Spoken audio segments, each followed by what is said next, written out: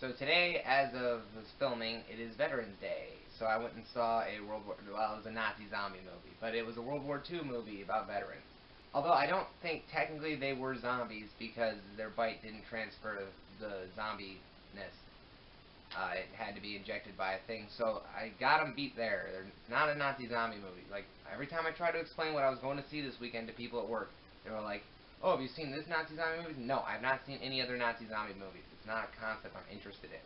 I was really hoping this would be more of a interesting supernatural type thing, but it's Nazi zombies.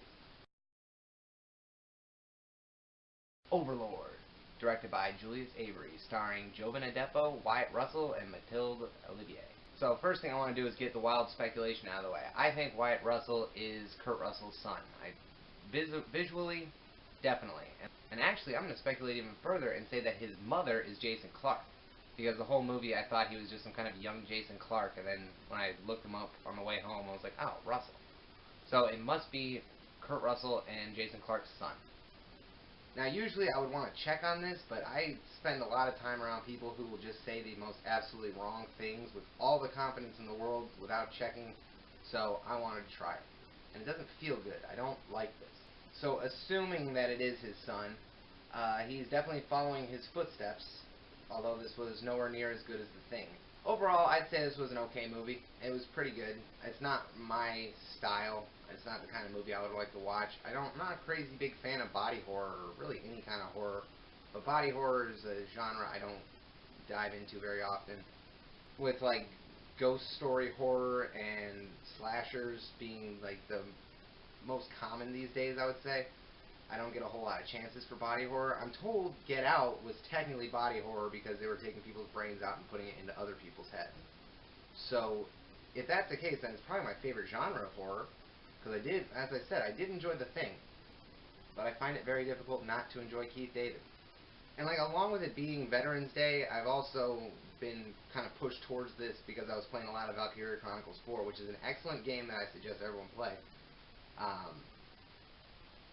And that's like a pseudo World War II alternate history. My friend will attest to this, but I always say alternate history World War II is the best World War II. A lot of this movie felt like it could very well be a mission from Valkyria Chronicles, or more likely there was a game a while back called Operation Darkness, which was like a shittier, less good, which is what shittier means, version of Valkyria Chronicles, but where people were werewolves. And I didn't get very far because it just got real stupid, but it's like, I would play this as a video game is what I'm saying. Now, I'm a huge fan of the Band of Brothers show from 2000's HBO, and so I knew a lot about Operation Overlord going into it, and especially the paratroopers and the Currahee boys, so I was kind of glad that they glossed over that. They started the movie with them on a plane, nice and quick, excellent action scene, without wasting a whole lot of my time trying to build the characters up, and like, because a lot of movies try to do that, but this was quick. It went right in, got them on the ground in France, and then slowed down from there. So I give it a lot of credit in keeping my interest up. Jovan Adepo, I've never seen him before. I'm not 100% sure how to pronounce his name, but I'm trying because that's what I do. I really actually liked him. His character was my favorite. I liked how he was, they told a story about him not killing a mouse because he's a kind soul, you know. And honestly, I don't say this very often, but he had very compassionate eyes. The real fantasy of this movie, aside from all the science zombies, is I don't think they integrated black people into regular units. Like, I'm glad they did for the movie because it makes it more fun when they don't all look the same. But I'm pretty sure that they had like all black units led by white officers. I don't think they would have had white people taking orders from black people. Not at least until Vietnam. But again, I'm not looking that up. I'm just going to say it. How could I say something so controversial yet so brave? But being that Boyce's character was a black guy in a horror movie, I was kind of terrified that he would die. But the sergeant in the beginning of the movie was the first, I would say, tertiary and above character to die, so he was the first black guy to die in this horror movie, which pretty much made Boyce safe. And Wyatt Russell wasn't too bad. I was pretty distracted by how much he looks like Jason Clarke, and now that I know the Kurt Russell thing, that's just kind of blowing my mind. I can't believe I didn't notice that beforehand. But he was alright. They kind of alluded to him having a mysterious backstory, and I kind of thought that maybe he had dealt with these zombies like on the Italian front. But he just said it doesn't matter. He doesn't know why he was transferred, so like that whole thread just dropped.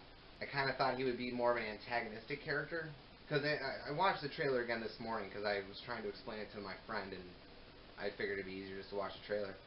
And in the trailer it had Pilo Asback with his face all screwed up, but I thought that was Wyatt Russell. So I was going into it expecting him to turn into a zombie at some point, and he never did. Well, he did, but at the end, and then sacrificed himself for the good of everybody. Awesome. Pilo Asback, however, I was just calling him Cut Rate Michael Shannon because that's exactly what he was doing. Like, he actually said "rawr." Like, he was roaring, but very clearly he said "rawr," like it was just written down in a comic book. Very cartoony movie this was, but I enjoyed it. I mean, it was fun. Ian DeCastiger is the reason I went and saw this movie. He played Fitz on Agents of S.H.I.E.L.D., but back in the last season he was missing for the first half of it, so I figured this is what he was doing. And his American accent was a little wonky. I'm used to listening to him do Scottish, so until he actually hits a very clearly American sound, it just sounds like he's talking Scottish. But then he died an hour into the movie, and I was pretty disappointed by that. I mean, at least he got to do the first zombie transformation scene that we got to see, and it really it gave his character some kind of weight to the movie, to the narrative. So that was good. He was crucial to the movie. Like the loudmouth sniper guy, didn't like him very much. Tippett. And Rosenfeld, I was actually pretty surprised that he made it. Like, I kept thinking, like, he was very clearly like a I'm gonna die character. He survived the plane, he survived getting out of the facility, and he managed to help out at the end, as skinny and emaciated as he was.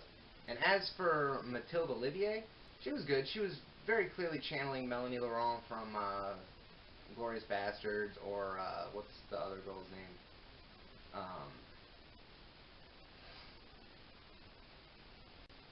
Or maybe even Léa Seydoux from The Lobster. I really liked French Resistance, the outfits they wear. Like, she wasn't French Resistance, but she was resistant in France, so two and two together. She wasn't a Maquis, you know. But it really makes me wish that they would remaster Saboteur for PS4. Or maybe they have, and I just haven't found it. I should probably look into that. But okay, since this review's pretty much done, I'm just going to apologize to the no one who cares for not making a video the past 6 weeks. Quite frankly, nothing's really come out that I wanted to drag myself out of the house to go see, and I've been playing a lot of Valkyria Chronicles and Assassin's Creed, so... Okay. Alright, you guys can fuck off.